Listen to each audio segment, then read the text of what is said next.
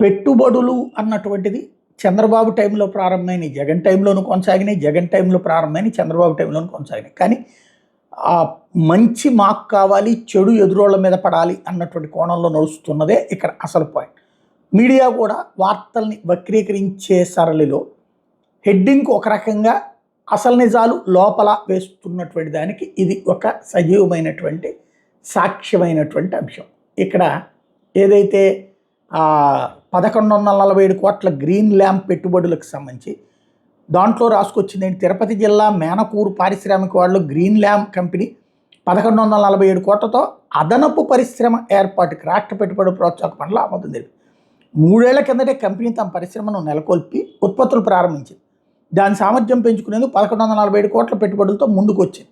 దానికోసం 65 ఎకరాలు కేటాయించేందుకు ఏపీఐఏసీ సన్నాహాలు చేస్తుంది. 3 ఏళ్ల క్రితం ఎవరున్నారు? జగన్మోహన్ రెడ్డి. అంటే జగన్ టైంలో అసలు పరిశ్రమలే రాలేదు అని చెప్పేది అబద్ధం అన్నటువంటిది తేలింది.